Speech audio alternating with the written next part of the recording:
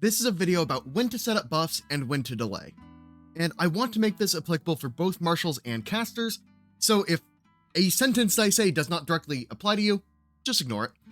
So generally, we need to break down what the goal is of a fight, start from there, work from there. So in my opinion, your goal in every turn in a given combat should be do something that makes the fight easier for our side to win. I don't think that's going to be a particularly controversial take, but let me explain what I mean by that. Because against a bunch of lower level enemies, the thing that will make that fight the easiest is not setting up a buff, it is doing damage. Because damage can then remove enemies from initiative, which thus makes the rest of the fight easier, makes it so that you're not taking as much damage in, so your healers don't need to heal, so your healers can be doing damage, and then everything's all nice and smooth. So you're able to get through that really quickly. But in a boss fight, damage doesn't make the fight easier because, characters are just as dangerous on 1 HP as they are on 200 in terms of how much damage they can do with their 3 actions. So in those fights, you want to be setting up buff states and debuff states that may last throughout the duration of the fight. So those boss fight scenarios where there are fewer enemies and damage cannot remove stuff from initiative are the times that you are going to want to be looking at casting buffs more often. So now we're done with the buffing section of the video, so we can move on to delay.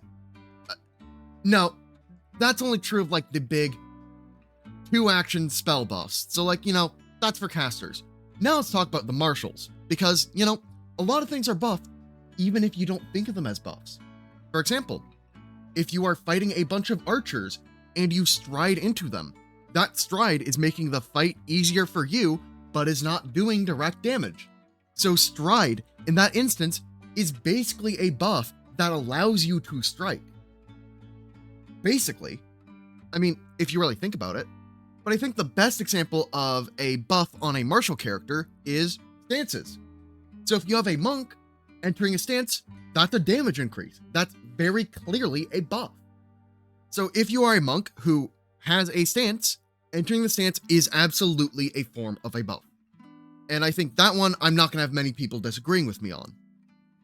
But as a martial, you have a resource that is more important than your buff state, and that is your multi-attack penalty. Your goal as a martial character should be guaranteeing you always get a strike off. If you are a caster, you should be trying to guarantee that you're always able to cast a 2-action spell, generally. And gishes are fun because you get to do the best part of the martial kit, their first strike, with the best part of a caster's kit, a 2-action spell, and that's your 3 actions, so they tend to be very efficient if they're allowed to stand still and do their thing. But zooming back into the martial side of the world, if you have a monk that is trying to close the gap into archers that are 2 strides away, one approach is to fully do all your buff options first. Stride twice, enter stance. Seems fine, but the other monk can stride twice, go, oh wait, it's more important for me to do these strikes. So they use flurry of blows, get 2 base D6 strikes, which aren't great, but they're better than nothing by a lot. And they're better than a multi-attack. They're much better than a multi-attack penalty -8 stance monk strike. Because if we zoom in onto turn 2, both monks are likely going to need to spend an action striding after whoever they ran into, because archers don't like to stay in melee. Generally, they don't. And then the monk that's already in stance can do flurry blows, and then they have a 3rd action they don't know how to spend. So they're going to attack at -8, where our other monk friend strides, enters stance, and flurry of blows. And flurry of blows is much more valuable than a high multi-attack penalty strike. So as a martial, your goal should always be, how am I going to get my multi-attack penalty ticking up by using my martial character kit to do damage? That should be your always main thought process as a martial. Because fights only end when things reach 0 HP, usually it comes down to the martial character's jobs to actually, make sure damage is happening and HP numbers are getting closer to 0. Casters worry about the rest of the stuff, and also getting HP numbers to 0, because casters have more stuff they can do. Casters, the spell that they pick should be determined by what makes us win the fight more. Martials should be weaving in their buffs around how can I always be making sure I'm making at least one strike per turn? Because we have stuff like Demoralize, Raising Shield, etc. It's probably best to spread your buffs around in terms of like the time you set them up. Because a lot of martial buffs are decently short-lived. And so you want to be spending those along with your multi-attack penalty to make sure that you're always performing at high efficiency. Now we are done talking about buffs and we can talk about delay. Because delay is actually also extremely relevant for buffs. And so let's read what the delay action does together. Basically, your turn begins, and you remove yourself from initiative order until you decide to rejoin. Any good things that would happen on your turn, or would end on your turn, end, and you immediately take any negative effect right when you delay. So this is having you move down initiative for seemingly no value. Why would you do this? Why do people say it's a good option? And well, let me draw up a scenario where you might want to use it. And so here's the setup. You are going right before a troll does. And you want to apply Frighten to this troll because you have Intimidating Strike or Demoralize or whatever. But if the troll immediately goes after you, it's going to lose its Frighten value, and then it's not debuffed for the rest of your party. So in theory, you could delay to go after the troll and before the rest of your party. The troll goes, then you go. But there's another way you could do this that's a bit more elegant. The fighter, you take your full turn, do your damage, whatever. The troll goes, you have the entire rest of your party delay, so you basically get 2 turns in a row, so you can then debuff. The troll's debuffed here, and then the rest of your party goes.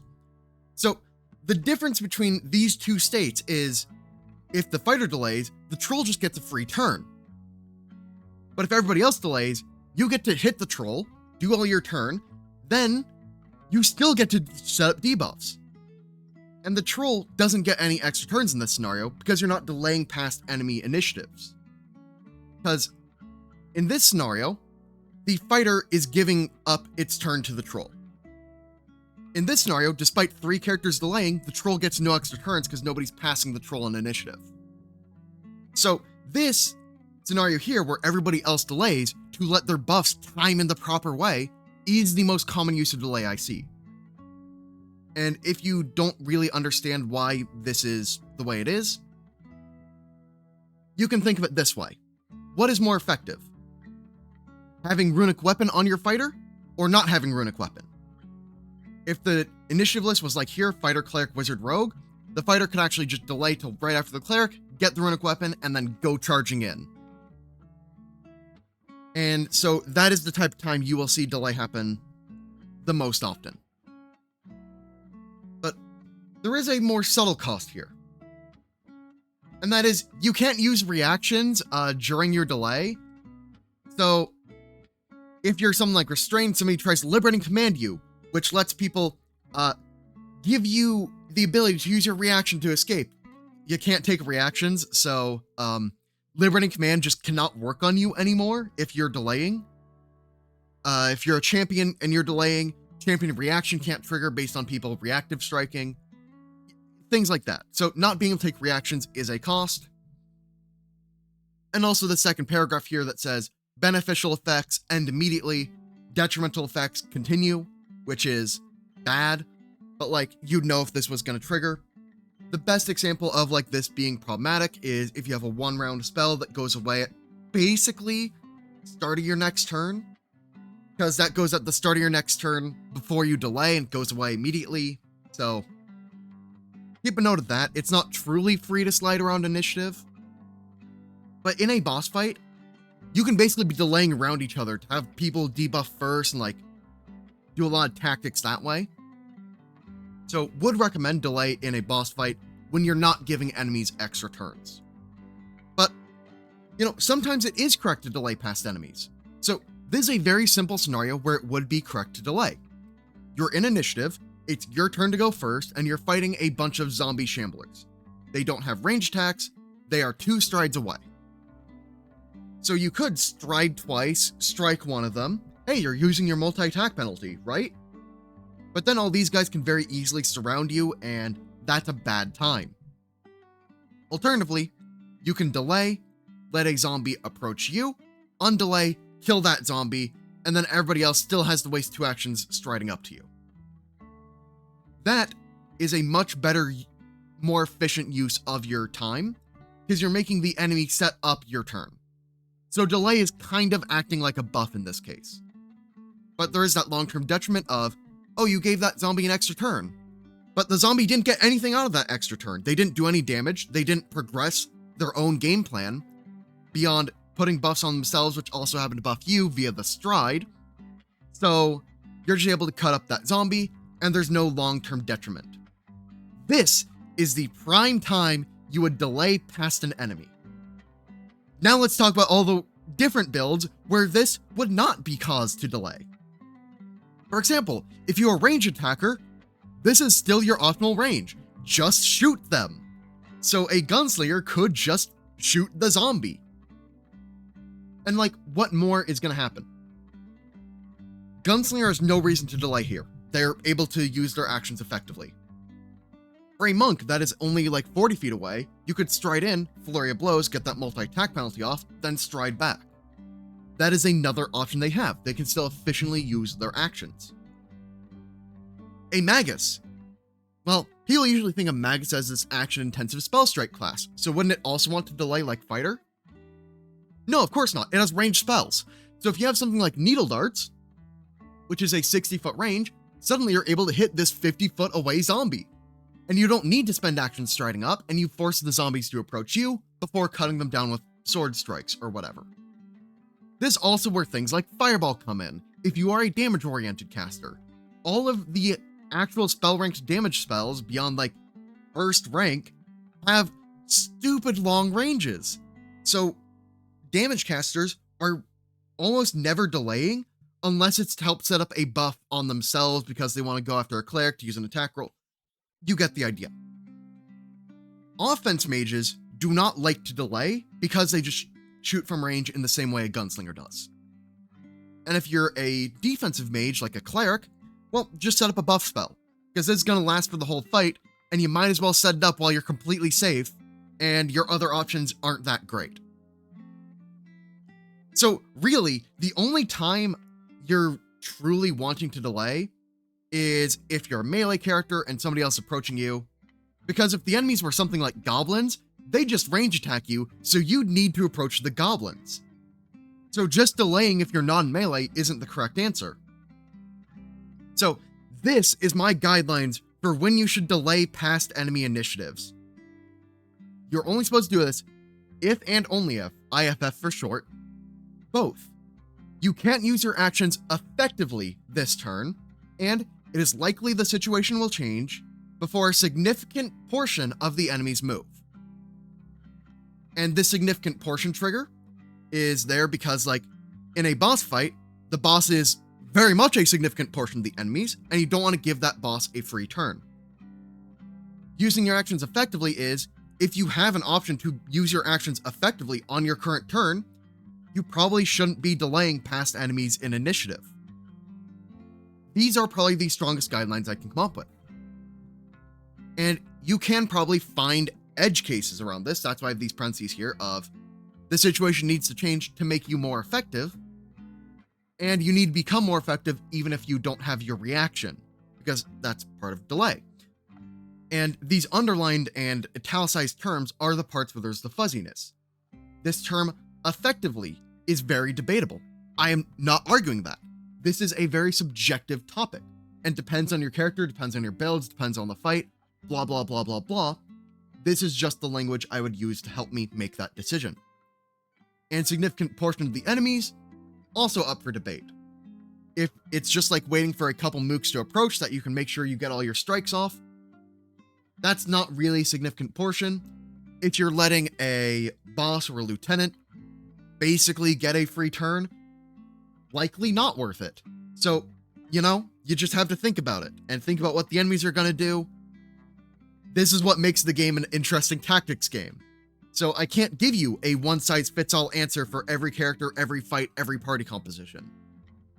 That's not how a well-designed tactics game works. But let's see here. Does this situation actually fit these two requirements? So let's go over the other ways Valoros could spend his actions. he could draw that bow and start taking a couple shots. But then when the zombies approach, he's having to do the whole thing of, well, I want my sword and I want my shield, so there's a lot of swap actions, a lot of inefficiency that way. So for this kind of range, you probably don't need to draw the bow. You could recall knowledge. Well, a lot of people kind of know what zombies do, and if you're only recall knowledging, that's probably not like enough use of your turn, if you know what I mean. Like, it's good, and has infinite range, mind you, but if that's all you're doing on your turn, is that really still worth it when delaying in this situation is so cheap in terms of how much XP is approaching you? You could raise your shield to go with recall knowledge, but like, you're not protecting yourself from anything. These guys can't get into range and make a strike in the same turn. So raising shield is kind of pointless. You can move to a better position or aid, and like, there really isn't that much of a better position that doesn't get you immediately attacked, and aiding involves somebody else making an attack roll, so it's like, there aren't good options for your actions here, and the delay is cheap enough to where it's probably worth it. The question to ask is, are these other options effective, and will the situation change to make me more effective? The answer to the first one is no, so go to the second one. Will the situation change? Yes, you should probably delay. And that's the answer. So, when should you delay? In boss fights, basically free as long as you are not giving the boss extra turns. And fights with a lot of enemies, you should delay if you think that'll give you a better position to be able to use your actions effectively, and you can't use your actions effectively in that turn. But yeah, delaying past your allies, basically think of it as free. Delaying past enemies, think of it as only if those two conditions are met. But yeah, I think I said everything I need to say. This video may have been too hard to understand for its target audience, but I can't think of a way to present these topics in a better manner, which is why this video took me so long to make.